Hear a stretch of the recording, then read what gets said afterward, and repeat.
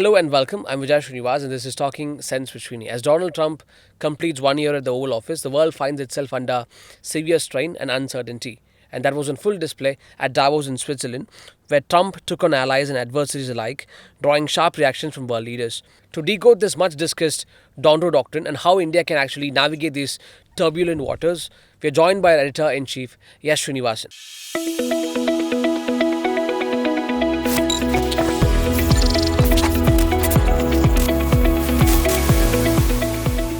So thanks much indeed for joining us on the show. So, when Donald Trump spoke at Davos, he went after America's traditional allies like, Denmark, Canada. He said, you guys got to be grateful for America. You know, uh, Mark Carney, the Canadian Prime Minister, even called it the end of the US-led world order. So, the question is, does Donald Trump even have a foreign policy? Or is this very uncertainty of his, is very much the foreign policy of the United States right now? Obviously, it's not as if America doesn't have a foreign policy. It does have. But what he's doing is the way he's executing is pretty different from what the world has seen.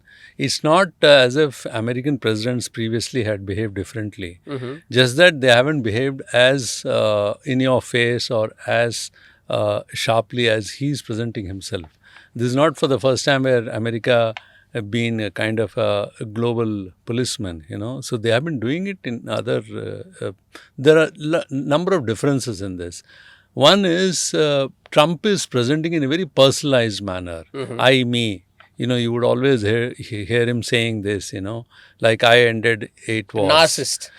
I won't. Self-obsessed. I won't say. I won't use those words, but then he constantly brings, these words. I'm the one who brought the, 8 wars to a close, including India, Pakistan. Yeah. And then he says other wars, which are some of them he says were going on for 30, 40 years.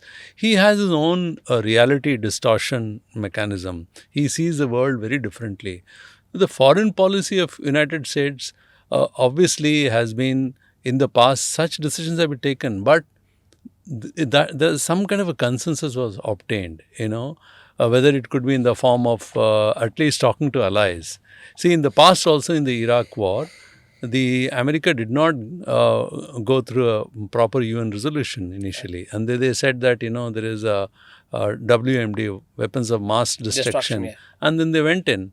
So, but at least they had some talk with their allies. Now, when Trump went into Venezuela this time, when you heard his Delta forces went and just simply captured the President Maduro, there was no consensus building. No effort was made even to speak to countries in that region. Yeah. So nobody knew. And perhaps his own, I don't know how much of even the Congress, American Congress knew what's happening. Domestically, that's right. Domestically. So, that's the difference. Even the Supreme Court wasn't able to. So yeah, essentially. So the difference here is it's the way America has been globally acts is not something new. They have been doing in the past also. What is different this time is the way he has made everything as him, as a very personalized But is it version. exactly the idea of the Donro Doctrine? Look, we have the power to project across the world, and we shall do it.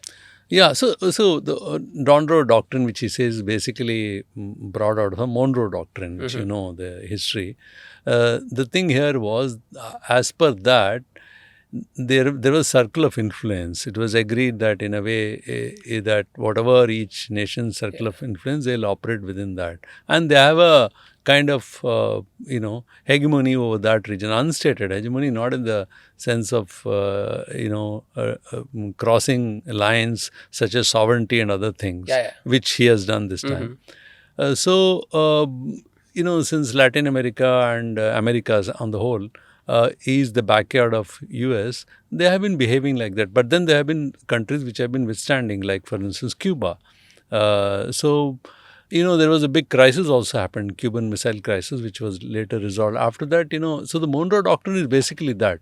But what he has done is, by going into, not just with Venezuela, by also threatening Greenland, he is saying that his doctrine is pretty different, which is basically in a way that I'll go wherever I want. Yeah. So instead of having, the whole world is as if his own theater. So if you look at what is he saying about Greenland, what is the necessary for America to go into Greenland like this? They're already there. They have a base there, which is facilitated by Denmark. Yeah. Greenlanders are also accepted it, though Greenland have a certain provision in the constitution where they can even separate from Denmark if they Yeah, yeah. want.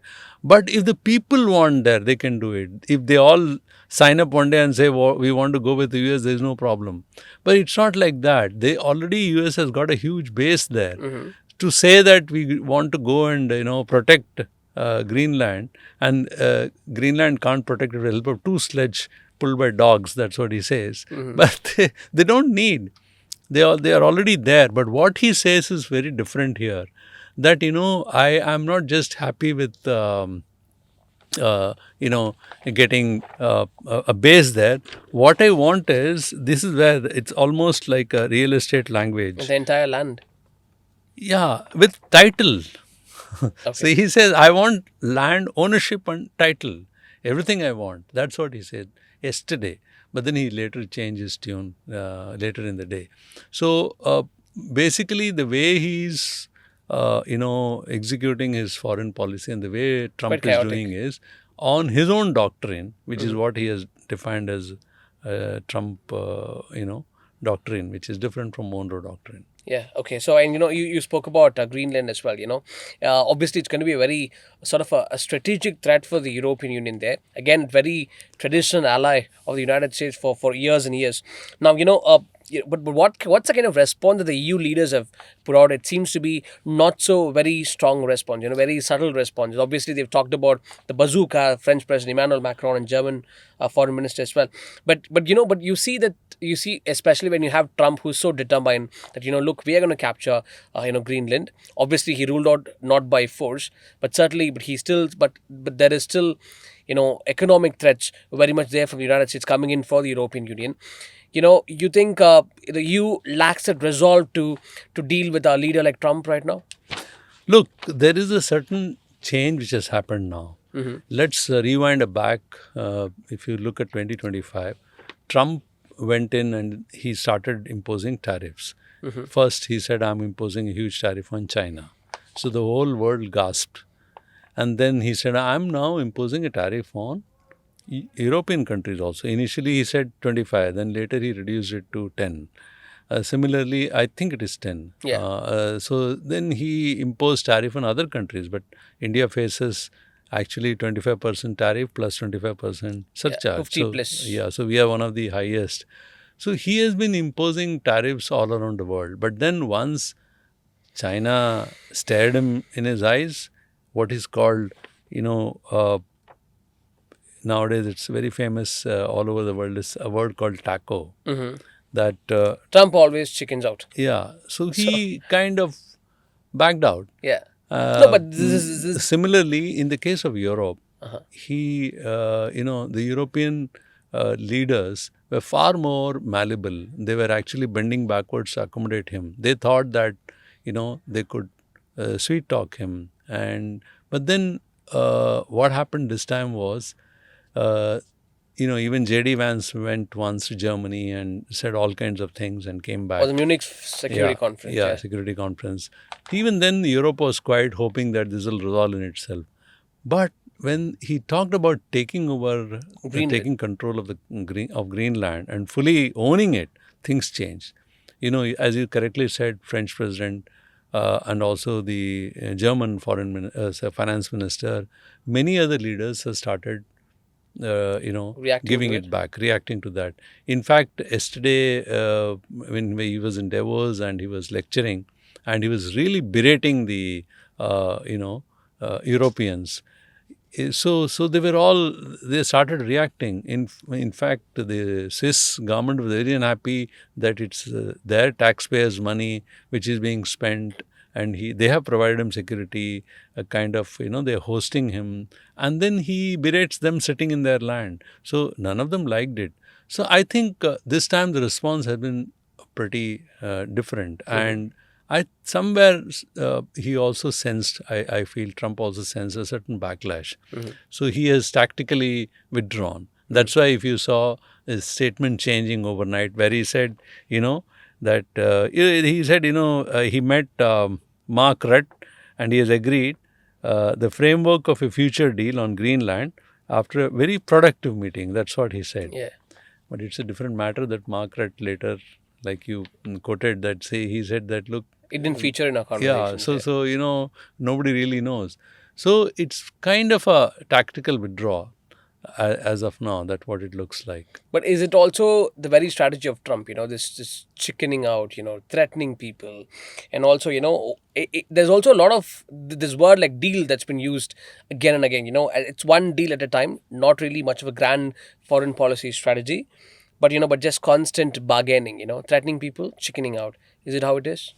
Yeah, so he's a good bargainer. That's what he has done, and this by this tactics he's actually altered the world in many ways. He has brought in an element of kind of uncertainty, a fear, but then there are issues on which he, yesterday when he made such a harsh statement, couple of things happened which might have made him thinking. One, the markets really crashed, and he really cares about that. So markets crashed. As I said, some European countries, dropped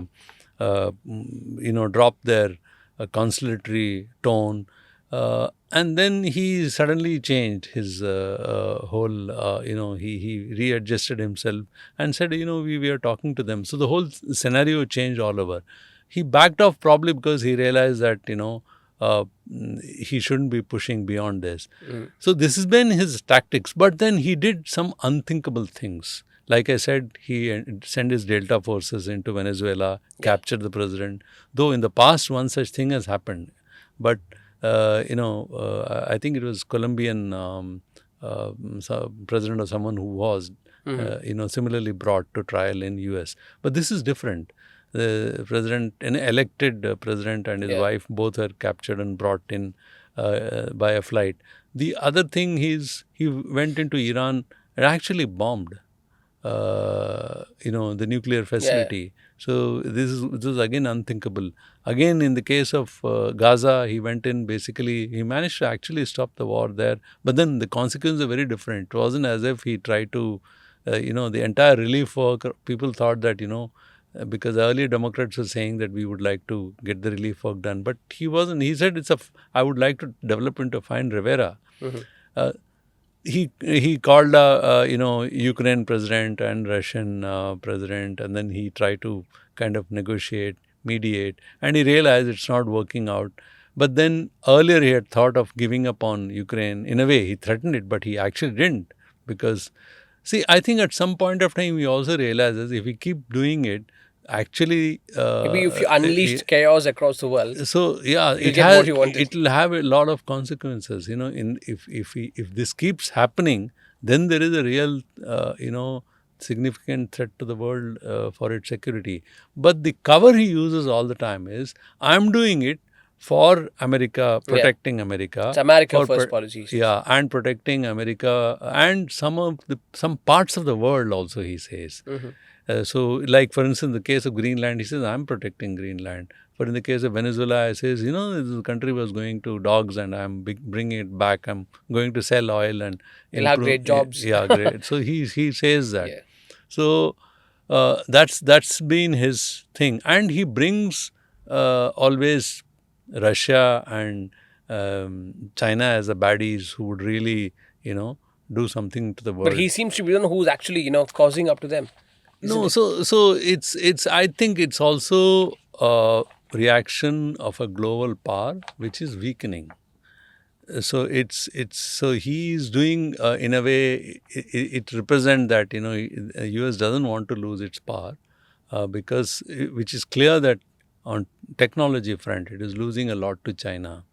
It has become they are the global manufacturers.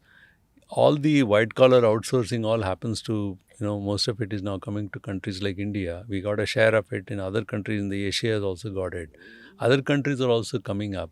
So basically, there is a certain global order, but he's trying to change all this by saying that, okay, the rule-based system doesn't exist. For instance, the rule-based system which existed after the entire GATT negotiation and all those things, he's all been Doesn't dropped. really exist anymore. He doesn't believe in it. He doesn't even talk about it. The climate, conferences, he doesn't agree. In fact, he says it's a hoax. Jokes, yeah. Similarly, in the case of, He wants to collapse the United multilateral Nations, system. He Yeah. he doesn't believe in UN, He wants and to form a parallel yeah, United Nations saying of the board sorts. of peace, and he is offering. So he's altering everything very, very dramatically. In a way, he's actually altered the whole world very differently than what it existed a year ago. Yeah, one last question there, sir. Is an India specific question. How should India, how should Prime Minister Modi's government should be dealing with Donald Trump? Should we just do what we're already doing, or but we also hear some political pundits who say India needs to stare down at Donald Trump, something similar to what the Chinese have done. In terms of tariffs, the Russians have been able to do in the matter of Ukraine. So should India also be staring down at him? Look, it's a difficult question in front of India. See, Prime Minister Modi really knows that the trade negotiations have lots of hard elements, and some of them are completely non-negotiable. For instance, agriculture. Yeah. He knows that if he does anything, it'll have huge consequences back home. So there are areas which are completely no-go areas. But on the other hand, we are also, the way he is dealing with it is very pragmatically. And one thing, Trump is very cautious. He keeps saying that he's a great friend. Yesterday also he said we have a great Yeah. deal coming. He keeps saying it. So India hasn't actually stared in his face. Neither India completely buckled down as to show any signs. But I think some of the things have happened very gradually. So it's a very difficult question, very tough question to answer whether India should completely, if you surrender and he is like bully, he's not going to leave you. Yeah. Okay, but on the other hand, does India have heft to take on, United States right now. United States the way China could, because China had rare earth material. There are other things with which they could immediately retaliate. Yeah. Are we in a position to retaliate? Look, but on the other hand, India is not a small country. We are now world's largest population. Second is Fifth we are largest economy. fifth largest Some economy. even say it's fourth In largest. Yeah. terms of population, we are number one. Fifth largest economy. And Back then office of the world, especially for American exactly. companies. So, and it's a continent-sized country. So it is not, we are not a pushover either. So he can't be dealing with India the way he has been dealing with other countries. So he has to be cautious there also. So the India's dealing so far has been pretty measured. Any provocation, like for instance, the Indo-Pak war, there have been umpteen times where he kept on provoking the administration, saying that I'm the one who sorted out. Nobody is talking about it. Pakistan, tried to please him by saying that they are even kind of nominated him to the Nobel Prize. So, all that things they did, but still India's leadership, political leadership didn't make any statement on that. You only got an official version that whatever is being said is not true. That's all we heard. Yeah. But we didn't, India didn't react, and that's the strategy we've been following. But we still have to see, because the FTA is still not Signed it. Yeah. signed yet. I think India has used, meanwhile, the time it got in his hands last 1 year to start signing other deals. For Diversify instance, away from the United diversify. States. So the European team is coming. Both the EU President, Chairperson, I think, and Secretary General, they are coming here for 26 January. Yeah. So we expect a deal with Europe. Other countries, we are already doing it. But quietly, we also, reduced our oil purchase from Russia. In fact, an American official today said India has completely stopped buying oil from Russia. We have been looking for other sources to buy oil from, because that was one sore point for him. So we have been kind of doing all these things behind the scene, trying to look for other avenues. And then the other thing, which is very essential, America can keep threatening other countries. Like, for instance, Peter Navarro, his trade advisor, suddenly turned his attention. He's the one who first pointed about the oil, the Russian oil. India is funding actually the Ukraine war. That's the allegation he made. He's the one now, he's suddenly turning his gaze on the IT sector, saying that all the chat GPT is being used by Indians at the cost of American energy. So, see, the thing is, it's a pretty interdependent world. But obviously, we pay for subscriptions. Yeah, Yeah, with lots of other things. So, there's a lot of revenue which goes out of India absolutely. Yeah. also. So, he may be saying this in a rhetorically, he may be looking at from his Point of worldview view. is pretty different and he keeps insisting on all this. But he also would remember, and I'm sure his advisor told you, that India is one of the biggest markets. For the United States. Yeah. So not that's why it's so lucrative. And middle class is really large here, and the size is only growing. So the purchasing power may be low, the per capita income may be low as of now, but then it's still a large middle class population. So it's in a way lucrative. So it's if Europe they are having a $1 trillion worth supplies if America is making. There's lots of other things which they can give it to India also. Now they have diversified into arms, aircraft and both civilian and all that we procure from lots of things from America. So I think he knows that as well. So he's just trying to keep pushing, and India meanwhile has been using this time to instead of getting into direct confrontation, been using this time to kind of settle other issues. But the strength will only come when we are actually domestically able to build our own economy. Which is what That is very Atmanirbhar is all important. about. So, how much it succeeds, Yeah. it shouldn't just be a rhetoric. Yeah. How much we are able to do that, how much of indigenous, technology we are able to shore up, how much we are able to, but that is a big question because there is a lot of, there is a lot of gap between what is being pronounced and what actually on the ground is. Yeah. That is what need to be fixed. Yeah. Thank you very much, sir. Very insightful talking to you. Thank you.